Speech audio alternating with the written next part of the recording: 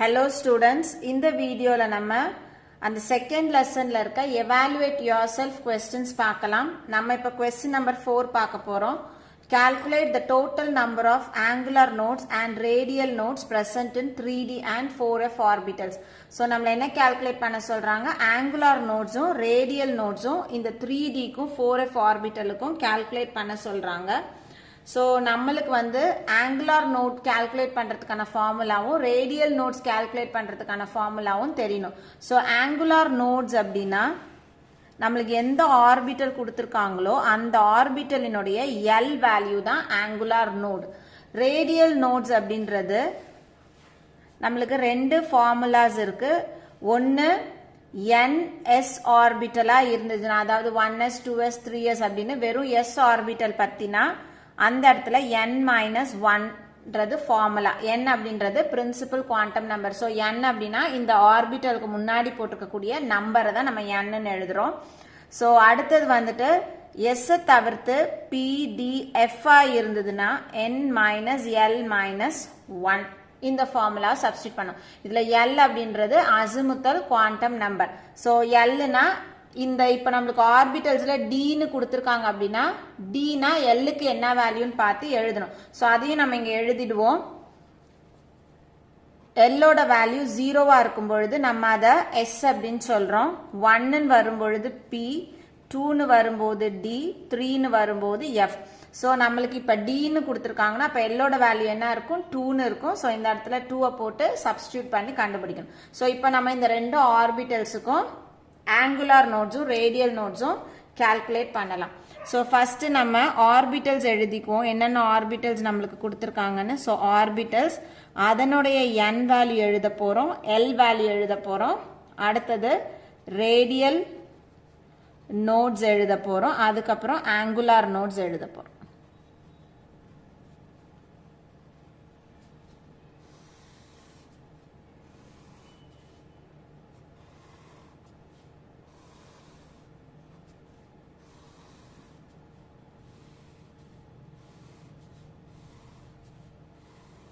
So இப்ப எழுதுவோம்.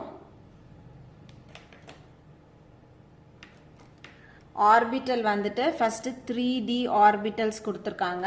இப்ப 3D அப்படின்னா என்னோட வேல்யூ எது? இந்த ஆர்பிட்டலுக்கு முன்னாடி இருக்கக்கூடிய இந்த நம்பர். சோ இங்க 3. Lோட வேல்யூ எதை வச்சு எழுதணும்? இங்க வரணும். இங்க Dன்னு கொடுத்திருக்காங்க. அப்ப Dக்கு Lோட வேல்யூ எவ்வளவு இருக்கு? 2. சோ இந்த இடத்துல 2ன்னு எழுதுறோம். இப்ப ரேடியல் நோட்ஸ்னுடைய ஃபார்முலா ரெண்டுத்துல எதை சப்ஸ்டிட்யூட் பண்ணணும்? நம்மளுக்கு dன்னு கொடுத்திருக்காங்க. சோ n-l-1 சப்ஸ்டிட்யூட் பண்ணனும். சோ n-ஓட வேல்யூ தெரியும் 3 மைனஸ் l எவ்வளோ 2. So 2 minus 1. சோ நம்மளுக்கு என்ன கிடைக்கும்? 3 மைனஸ் 3ன்னு வரும், which is equal to 0. அப்ப இந்த இடத்துல ரேடியல் நோடினுடைய வேல்யூ எவ்வளோனா 0. ஆங்குலார் நோட் அப்படின்றது L வேல்யூ என்னவோ அதுதான் ஆங்குலார் நோட். ஸோ Lோட வேல்யூ 2. இப்போ ஆங்குலார் நோட் இதுக்கு 2. அடுத்தது பார்த்தோம்னா அடுத்த ஆர்பிட்டல் 4Fக்கு வருவோம். ஸோ 4Fல என்னோட வேல்யூ எது? 4. ஸோ Lோட வேல்யூ நம்ம எதை வச்சு எழுத போறோம்? F வச்சு எழுத போறோம். ஸோ Fனா 3, அதனால இங்க 3. அடுத்தது ரேடியல் நோட்ஸ் வரப்போறோம். ரேடியல் நோட்ஸுக்கு F ஆர்பிட்டல் கொடுத்திருக்காங்க. ஸோ நம்ம n-l-1 ஃபார்முலா சப்ஸ்டிட்யூட் பண்ணணும். ஸோ n வந்துட்டு 4 மைனஸ் l வந்து 3 minus 1. So which is equal to 4 minus 4 equal to 0. So radial நோடோட வேல்யூவும் 0. ஆங்குலார் நோட் அப்படின்னா Lோட வேல்யூ எடுக்கணும். Lோட வேல்யூ 3. ஸோ நம்மளுக்கு ஆர்பிட்டல்ஸ் கொடுத்துருக்காங்க அப்படின்னா நம்ம ஃபர்ஸ்ட் ஆங்குலார் நோடுனா எதுன்னு பார்க்கணும். Lோட வேல்யூ ஆங்குலார் நோடு. ரேடியல் நோடுனா நம்மளுக்கு கொடுத்துருக்கிறது ns ஆர்பிட்டலா இருந்தா n-1, pdf இருந்துச்சுன்னா n-l-1. அப்புறம் Lோட ஃபார்முலா நம்மளுக்கு கொடுத்துருக்க இந்த சப்ஷெல்ல வச்சு 0 1 2 3 போட்டு எழுதலாம். So next evaluate yourself question number 6. How many unpaired electrons are present in the ground state of Fe3 plus Z is equal to 26, Mn plus 2, Z is equal to 25 and argon Z is equal to 18. So இந்த Z அப்படின்றது இந்த எலிமெண்டினுடைய atomic number. நம்மளுக்கு என்ன question கேட்டிருக்காங்கன்னா Fe3 plus Mn2 plus ஆர்கான்ல எவ்வளோ unpaired electrons இருக்கு, ground ஸ்டேட்ல எவ்வளோ இருக்குன்னு கேட்டிருக்காங்க. ஸோ அதுக்கு நம்ம ஃபர்ஸ்ட் என்ன பண்ணணும், இந்த Feனுடைய எலக்ட்ரானிக் கான்ஃபிகரேஷன் எழுதணும். ஸோ நம்மளுக்கு Feனுடைய எலக்ட்ரானிக் கான்ஃபிகரேஷன் தெரியும் அப்படின்னா நம்ம டைரக்டாவே என்ன பண்ணலாம், Fe3+க்கு எழுதலாம். அதே மாதிரி இங்க Mn தெரிஞ்சதுன்னா Mn2+ எழுதலாம். ஸோ நம்ம வந்து எலிமெண்டினுடைய அட்டாமிக் நம்பர்ல இருந்து ஸ்டார்ட் பண்ணோம். ஸோ இங்க கொடுத்துருக்க 26 அப்படின்றது Feனுடைய அட்டாமிக் நம்பர் கொடுத்துருக்காங்களே தவிர்த்து Fe3+னுடைய எலக்ட்ரான் கவுண்ட் கொடுக்கல. ஸோ நம்ம ஃபர்ஸ்ட் Feக்கு எலக்ட்ரான் கான்ஃபிகரேஷன் எழுதுவோம். ஸோ Fe அட்டாமிக் நம்பர் வந்து 26. ஸோ இதுக்கு எப்படி நம்ம எழுத போறோம், 1s2 2s2. ஸோ அந்த ஆர்டர் வந்து நான் இங்க பக்கத்துல எழுதுறேன். ஸோ அதை வச்சு நம்ம கடகடன் எழுதிடலாம். 1s, அதுக்கப்புறம் 2s, 2p, 3s, 3p, 4s, 3d அப்படியே நம்மளுக்கு இந்த கொடுத்துருக்க அட்டாமிக் நம்பருக்கு இவ்வளவு இருந்தா போறோம். ஸோ நம்ம இதுல இருந்து பார்த்து கடகடன் எழுத போறோம். ஸோ எஸ்னா 2 மேக்சிமம் 2 எலக்ட்ரான் போடலாம், Pனா மேக்ஸிமம் 6 எலக்ட்ரான் போடலாம், Dனா மேக்ஸிமம் 10 எலக்ட்ரான்ஸ் போடலாம். ஸோ இப்போ இங்கேருந்து நம்ம ஸ்டார்ட் பண்ணுறோம். 1sல 2, 2s2, அடுத்தது நம்ம என்ன ஃபில் பண்ணணும், 2pல 6, அதுக்கு அடுத்தது 3s2, அடுத்தது 3p6. இப்போ எலக்ட்ரான் கவுண்ட் பண்ணுவோம். இங்க வரைக்கும் 10, 10 plus 2 12, 12 plus 6 18. ஸோ இன்னும் போடணும் நம்ம. அதுக்கு அடுத்தது எதுக்கு ஃபில் பண்ணணும், 4sல 2. ஸோ 20 ஆயிடுச்சு. இப்போ பேலன்ஸ் எத்தனை இருக்கும், 6 எலக்ட்ரான்ஸ் இருக்கும். 3Dல நம்ம மேக்ஸிமம் 10 வரைக்கும் போடலாம். அதனால இப்போ நம்ம மீதி இருக்கக்கூடிய 6 எலக்ட்ரான்ஸும் எதுல போட்டுறோம், 3Dல போட்டுறோம். இப்போ நம்மளுக்கு என்ன கேட்டிருக்காங்க அப்படின்னா Fe3+க்கு கேட்டிருக்காங்க. ஸோ Fe3+க்கு நம்ம எழுத போறோம். 3+ அப்படின்னா இதுல இருந்து 3 எலக்ட்ரான் குறைச்சி நம்ம எழுதணும். ஸோ 3 எலக்ட்ரான் எங்க இருந்து நம்ம எடுக்கணும் அப்படின்னா Sல இருக்கக்கூடிய 2 எலக்ட்ரானை வெளியில எடுத்துடணும். இதுல இருக்க 2 எலக்ட்ரானை எடுத்துடணும். அப்ப இன்னும் ஒரு எலக்ட்ரான் நம்ம எதுல இருந்து எடுக்கணும், இந்த 6ல இருந்து ஒரு எலக்ட்ரானை எடுக்கணும். இப்போ கான்ஃபிகரேஷன் நம்மளுக்கு என்ன வரும், 1s2, 2s2, 2p6, 3s2, 3p6. இப்போ 4sல எலக்ட்ரான்ஸ் இருக்காது, 0. இப்போ 3Dல எத்தனை எலக்ட்ரான் இருக்கும், ஒரு எலக்ட்ரான் போயிடுச்சுன்னா 5. ஸோ இதுல 2, இதுல 1. ஸோ 3 எலக்ட்ரான்ஸ் எடுத்துட்டோம்னா கான்ஃபிகரேஷன் 4s0, 3d 5ன்னு வரும். இப்போ நம்மளுக்கு கொஸ்டின் என்ன கேட்டிருக்காங்க, நம்பர் ஆஃப் அன்பேர்டு எலக்ட்ரான்ஸ் கேட்டிருக்காங்க. ஸோ அன்பேர்டு எலக்ட்ரான்ஸ் நம்ம இதுல ஆர்பிட்டல் டயக்ராம் போட்டோம்னா கண்டுபிடிச்சிடலாம். ஸோ ஆர்பிட்டல் டயக்ராம் 3d 5க்கு போடுவோம். ஸோ d ஆர்பிட்டலுக்கு நம்ம எத்தனை பாக்ஸ் போடுவோம், 5 போடுவோம். 5. ஸோ இது 3d ஆர்பிட்டல். 3Dல எத்தனை எலக்ட்ரான்ஸ் போட போறோம், 5 எலக்ட்ரான்ஸ். ஸோ எப்படி எலக்ட்ரான் ஃபில் பண்ணணும், ஃபர்ஸ்ட் 1 2 3 4 5 6 எலக்ட்ரான். 6th எலக்ட்ரான் வரும்பொழுது தான் நம்ம என்ன பண்ண முடியும், எலக்ட்ரான் பேர் பண்ண முடியும். அப்ப இந்த 5 ஆர்பிட்டல்லையும் ஒரு எலக்ட்ரான் இருக்கு, எல்லாமே வந்து ஒற்றை எலக்ட்ரான்களா இருக்குது. அதனால நம்பர் ஆஃப் அன்பேர்டு எலக்ட்ரான்ஸ் எவ்வளவு நம்ம எழுத போறோம், number of unpaired electrons is equal to 5. இப்போ அதே மாதிரி நம்ம Mn+2க்கு எழுத போறோம். ஸோ மேங்கனீஸுக்கு ஃபர்ஸ்ட் Mnக்கு நம்ம கான்ஃபிகரேஷன் எழுதுவோம். Mn 25. So 1s2, 2s2, 2p6, 3s2, 3p6, 4s2. So இங்க வரைக்கும் எவ்வளவு வந்துருச்சு, 20 வந்துருச்சு. ஸோ 5 எலக்ட்ரான்ஸ் எங்க போகும், 3d 5ல போகும். இப்போ நம்மளுக்கு क्वेश्चनல என்ன கேட்டிருக்காங்க, Mn2+ கேட்டிருக்காங்க. So Mn2+. அப்ப எத்தனை எலக்ட்ரான் எடுக்கணும், நம்ம 2 எலக்ட்ரானை எடுத்துட்டு கான்ஃபிகரேஷன் எழுதணும். அப்ப அந்த 2 எலக்ட்ரான் எங்க இருந்து எடுப்போம், 4sல இருக்கக்கூடிய 2 எலக்ட்ரான். அப்ப கான்ஃபிகரேஷன் என்ன வரும், 1s2, 2s2, 2p6, 3s2, 3p6. 4sல எலக்ட்ரானை வெளியில எடுத்துட்டோம், அதனால 4s0, 3d 5. இப்போ இதுக்கும் நம்ம என்ன எழுத போறோம், அன்பேர்டு எலக்ட்ரான்ஸ் எழுத போறோம். எப்படி எழுத முடியும், இந்த லாஸ்ட்ல இருக்கக்கூடிய ஆர்பிட்டல்ல எலக்ட்ரான்ஸ் ஃபில் பண்றோம். ஸோ 3dக்கு போறோம்.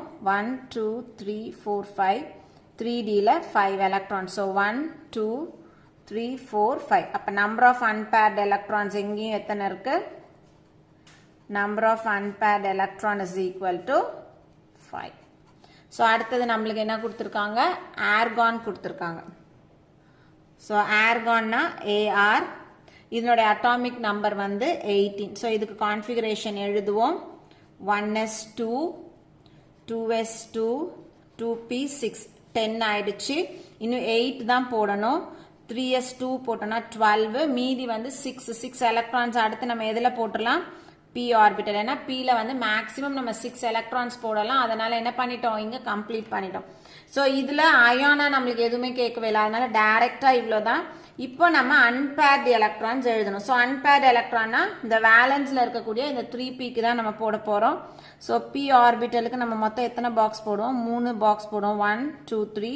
ஸோ இது 3pல 6 எலக்ட்ரான் போட போறோம். அப்போ 1 2 3 4 5 6. ஸோ இங்க பார்த்தோம்னா எல்லா ஆர்பிட்டல்ஸ்லயும் எலக்ட்ரான் பேரா இருக்குது. அப்ப number of unpaired electron is equal to 0. So there is no unpaired electron for argon. அடுத்த evaluate yourself question number 7. Explain the meaning of the symbol 4f2. Write all the 4 quantum numbers for these electrons. So நம்மளுக்கு ரெண்டு questions இதுல கேட்டிருக்காங்க. ஒன்னு 4f2 அப்படின்னா அதனுடைய meaning என்ன அப்படின்னு கேட்டிருக்காங்க. இன்னொன்னு இதுல இருக்கக்கூடிய இந்த ரெண்டு எலக்ட்ரானுக்கும் 4 குவாண்டம் நம்பர்ஸ் எழுத சொல்றாங்க. சோ நம்ம இந்த ஃபர்ஸ்ட் क्वेश्चन பார்ப்போம். சோ ஃபர்ஸ்ட் क्वेश्चनல இந்த சிம்பிளுக்கு என்ன மீனிங்னு கேக்குறாங்க. சோ நமக்கு என்ன சிம்பிள் கொடுத்திருக்காங்க, 4f2ன்னு கொடுத்திருக்காங்க. சோ 4னா என்ன, fனா என்ன, 2னா என்னன்னு கேட்டிருக்காங்க. சோ நம்ம எழுதுவோம். இதுல 4 அப்படின்றது எதை குறிக்குது, principal quantum number. So principal quantum number na n. F அப்படின்றது orbital குறிக்குது. So orbital வந்து F orbital அப்படின்னு அர்த்தம். So இதனுடைய L value நம்ம எழுதணும். So L value அப்படின்றது 0 னா S, 1 னா P, 2 னா D, 3 னா வந்து F. அப்ப Lக்கு வந்துட்டு எவ்வளவு வேல்யூ இருக்க போகுது, 3ன்னு இருக்க போகுது. இதுல இங்க மேலே எழுதுற இந்த 2 அப்படின்றது நம்பர் ஆஃப் எலக்ட்ரான்ஸ். சோ 4ல n is equal to 4 ஷெல்ல f ஆர்பிட்டல்ல 2 எலக்ட்ரான்ஸ் இருக்கு. இதுதான் இந்த 4f2 னுடைய மீனிங். அடுத்த क्वेश्चन என்ன கேட்டிருக்காங்க, write all the 4 quantum numbers for these electrons. So இங்க இருக்கக்கூடிய இந்த ரெண்டு எலக்ட்ரானுக்கும் 4 குவாண்டம் நம்பர் எழுத சொல்றாங்க. சோ இதுல இருந்து நம்மளுக்கு என்னெல்லாம் தெரியுது அப்படின்னா, n ஓட வேல்யூ தெரியும். So n is equal to 4 அப்படின்னு தெரியுது. சோ n ஓட வேல்யூ 4னா L எவ்வளவு வேல்யூ கொடுத்திருக்காங்க, இப்பதான் நம்ம கண்டுபிடிச்சோம். Lக்கு 3 அப்படின்னு கொடுத்திருக்காங்க. அப்போ L is equal to 3 இருந்தா mlக்கு வேல்யூஸ் எதுல இருந்து எது வரைக்கும் இருக்கும், -3ல இருந்து +3 வரைக்கும் இருக்கும். So -3 -2 -1 0 +1 +2 +3. So L is equal to 3 னா mlக்கு 7 வேல்யூ இருக்க போகுது. சோ S அப்படின்றதுக்கு ஒன்னு, அதாவது msக்கு +½ இருக்கலாம் அல்லது -½ இருக்கலாம். இதுதான் நம்ம வந்து இத பார்த்த உடனே நம்ம எழுதக்கூடிய இந்த குவாண்டம் நம்பர்ஸ் வேல்யூ. இப்போ இவங்க என்ன கேக்குறாங்க, இந்த ரெண்டு எலக்ட்ரானுக்கு மட்டும் தான் கேக்குறாங்க. நம்ம எழுதியிருக்கிறது ஹோல் Fக்கு எழுதியிருக்கோம். சோ இந்த ரெண்டு எலக்ட்ரானுக்கு அப்படின்னா நம்ம முதல்ல ஒரு ஆர்பிட்டல் டயக்ராம் போடுவோம். சோ F ஆர்பிட்டல்ஸ்க்கு ஆர்பிட்டல் டயக்ராம் போடுவோம்.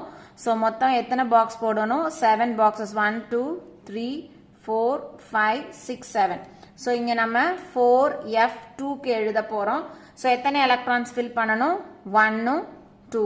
சோ இப்போ இதுல mlக்கு நம்ம வேல்யூஸ் கொடுக்க போறோம். ml னுடைய வேல்யூஸ் எங்க இருந்து ஸ்டார்ட் ஆகும், இங்க இருந்து ஸ்டார்ட் ஆக போகுது. சோ -3ல இருந்து +3 வரைக்கும் ஒரு பாக்ஸுக்கும் ஒரு வேல்யூ. சோ இது -3, இது -2 -1 0, இது +1 +2 +3. சோ இந்த இடத்துல இருக்கக்கூடிய எலக்ட்ரானுக்கு நம்ம எவ்வளவு வேல்யூ கொடுக்க போறோம், -3. இங்க இருக்கக்கூடிய எலக்ட்ரானுக்கு என்ன வேல்யூ கொடுக்க போறோம், -2. இப்போ இந்த ஃபர்ஸ்ட் எலக்ட்ரான் இத வந்து ஃபர்ஸ்ட்னு எடுத்துக்கலாம், இத வந்து செகண்ட் எலக்ட்ரான்னு எடுத்துக்கலாம். இந்த ரெண்டு எலக்ட்ரானுக்கு இப்ப 4 குவாண்டம் நம்பர்ஸ் எழுத போறோம். சோ இந்த இடத்துல ஃபர்ஸ்ட் நம்ம எழுதும் போது என்னன்னு எழுதிக்கலாம், எலக்ட்ரான்ஸ்னு எழுதிக்கலாம். சோ எலக்ட்ரான்ஸ்னுடைய n வேல்யூ எழுத போறோம். அதுக்கப்புறம் அதனுடைய L வேல்யூ எழுத போறோம். அதனுடைய ml வேல்யூ எழுத போகிறோம், ms வேல்யூ எழுத போகிறோம்.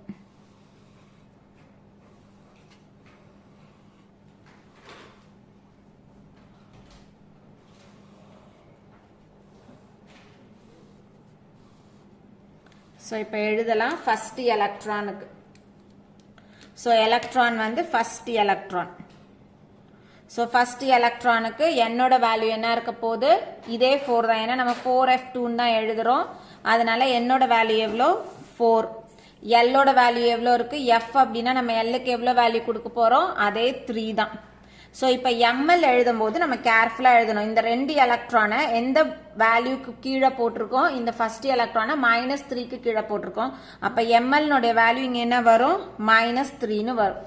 ms அதே மாதிரி. ms அப்படின்றது ஒரு எலக்ட்ரானா இருந்ததுன்னா நம்ம என்ன போட போறோம், s = +12ன்னு போட போறோம்.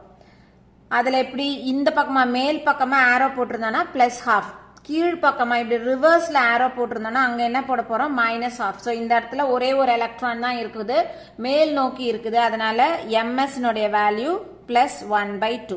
இது ஃபர்ஸ்ட் எலக்ட்ரானுக்கு. இப்போ அதே மாதிரி செகண்ட் எலக்ட்ரானுக்கு எழுதுவோம். ஸோ செகண்ட் எலக்ட்ரான்ல அதே மாதிரி என்னோட வேல்யூ எவ்வளோ 4, எல்லோட வேல்யூ எவ்வளோ இருக்கு 3.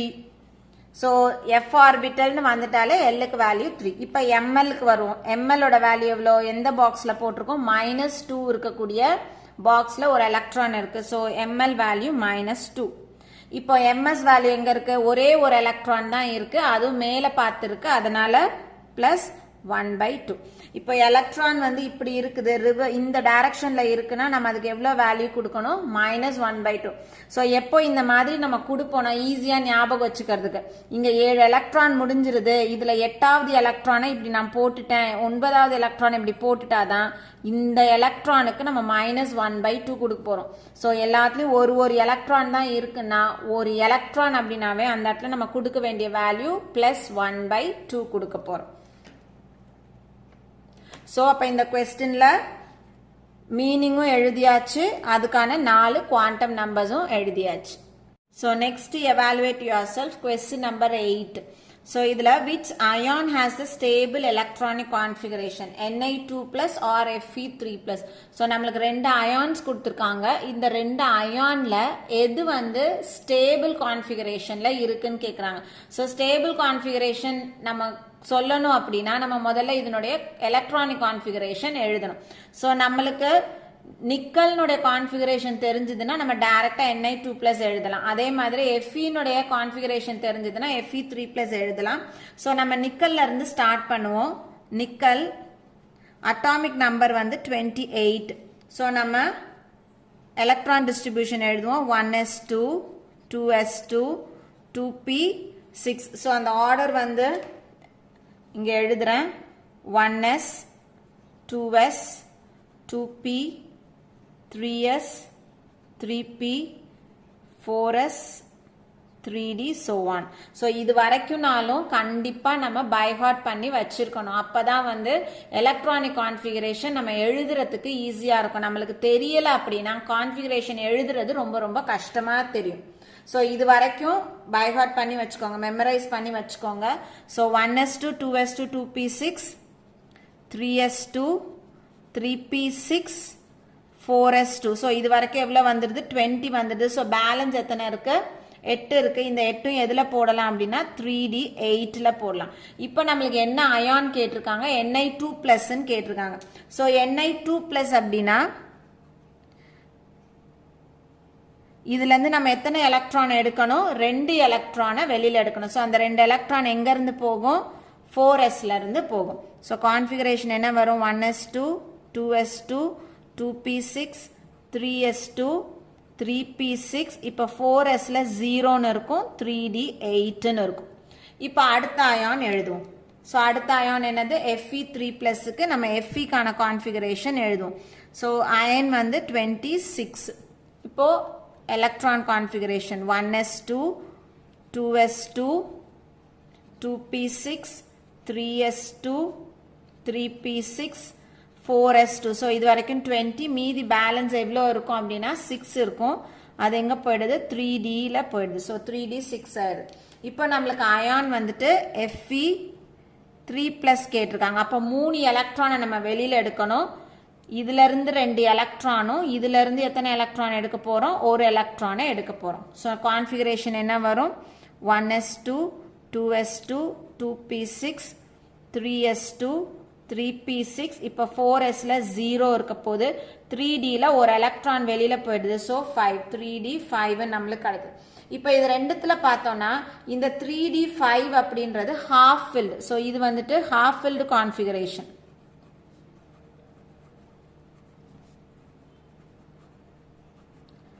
ஸோ எந்த ஆர்பிட்டல்ஸ்ல வந்து half filled இருக்குதோ அந்த அயான் வந்துட்டு எப்படி இருக்கும், அல்லது அந்த எலமெண்ட் வந்து எப்படி இருக்கும்னா ஹைலி ஸ்டேபிளா இருக்கும். ஸோ இதையும் கம்பேர் பண்ணும்பொழுது இதுல லாஸ்ட்ல எத்தனை எலக்ட்ரான்ஸ் இருக்கு? 3d 8ன்னு இருக்கு. ஆனால் இதுல எவ்வளோ இருக்கு? 3d 5. ஸோ இது வந்து ஹைலி ஸ்டேபிளா இருக்கும். therefore Fe 3 plus is stable than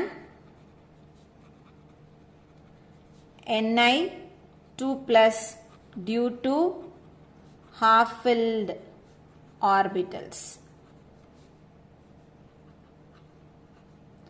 So half filled or completely filled orbitals irukku appadina they are highly stable than partially filled orbitals. So அடுத்த question வந்துட்டு book back question evaluationல question number 30 பார்க்கிறோம். So consider the following electronic arrangements for the D5 configuration. So நம்மளுக்கு 3 different arrangements for D5 configuration கொடுத்திருக்காங்க. இதுல என்ன question கேக்குறாங்கன்னா which of these represent ground state? இதுல எது வந்து ground state represent பண்ணுது? எந்த D5 configuration வந்து ground state D5 configuration னு கேக்குறாங்க. அடுத்தது வந்து which configuration has the maximum exchange energy? இதுல எது வந்து maximum exchange energy இருக்குன்னு கேக்குறாங்க. So நம்ம first question பார்ப்போம். which of these represent ground state? So ground stateல D5 இருந்துச்சுன்னா ஒவ்வொரு ஆர்பிட்டலையும் சிங்கிள் எலக்ட்ரான்ஸ் இருக்கும். ஸோ அதனால இந்த மூணுத்துல கம்பேர் பண்ணும்பொழுது எது வந்து கிரவுண்ட் ஸ்டேட் கான்ஃபிகரேஷன் இருக்குன்னா இந்த சி தான் வந்து கிரவுண்ட் ஸ்டேட் கான்ஃபிகரேஷன் இருக்கு. ஸோ ஆன்சர் வந்துட்டு சில இருக்குது. ஒரு ஆர்பிட்டலையும் ஒரு எலக்ட்ரான் இருக்கிறது தான் கிரவுண்ட் ஸ்டேட். ஸோ அடுத்த question which configuration has the maximum exchange energy? So நம்ம இதை கால்குலேட் பண்ணணும். நம்மளுக்கு வந்து பார்த்த உடனே சொல்ல தெரியும் அப்படின்னா half filled இருந்துச்சுன்னா it has higher number of exchanges, therefore the exchange energy will be maximum for half filled orbitals. So இது மூணுத்துல கம்பேர் பண்ணும்போது half filled எது அப்படின்னா இதுதான் வந்துட்டு half filled. ஸோ இதனுடைய நம்பர் ஆஃப் எக்ஸ்சேஞ்சஸ் வந்து அதிகமாக இருக்கும். அதனால எக்ஸ்சேஞ்ச் எனர்ஜி எப்படி இருக்கும்னா அதிகமாக இருக்கும். ஸோ மேக்ஸிமம் யாருக்கு இருக்க போகுது அப்படின்னா இதுக்கு. ஸோ சி தான் வந்துட்டு ஆன்சரு.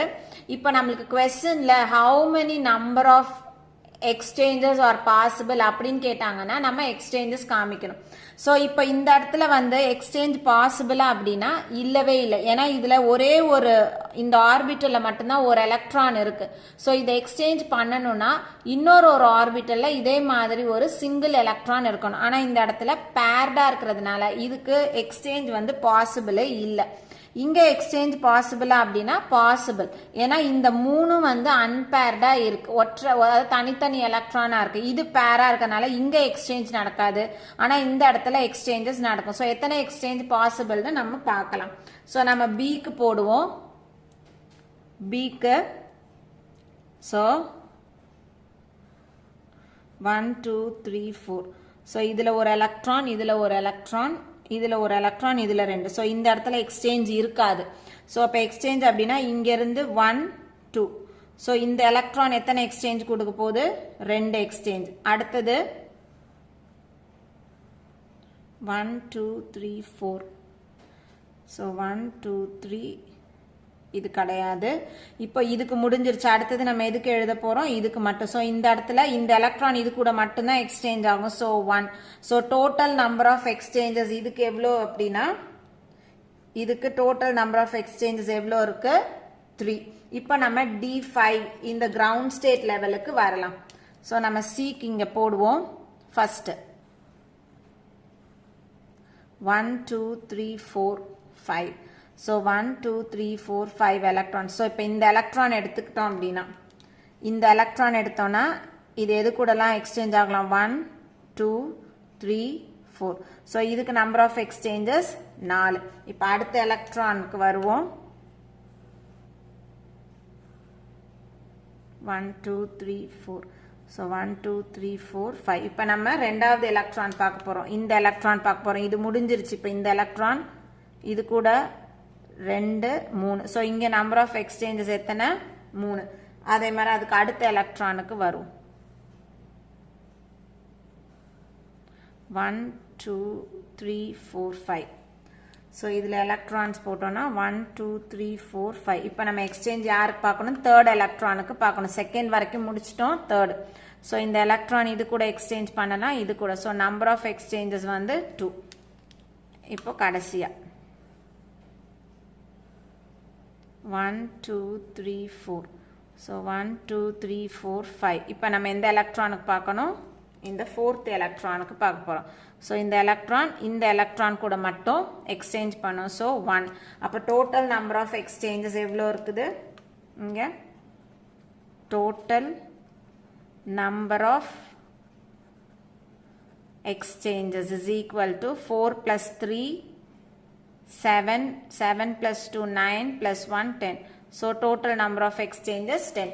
ஸோ இதில் 3 எக்ஸ்சேஞ்ச் தான் இருக்குது, இதில் 10. ஸோ இந்த எக்ஸ்சேஞ்சிலேருந்து ரிலீஸ் ஆகக்கூடிய எனர்ஜியை கம்பேர் பண்ணும்பொழுது இதிலேருந்து ரிலீஸ் ஆகக்கூடிய எனர்ஜி வந்து அதிகமாக இருக்கும்.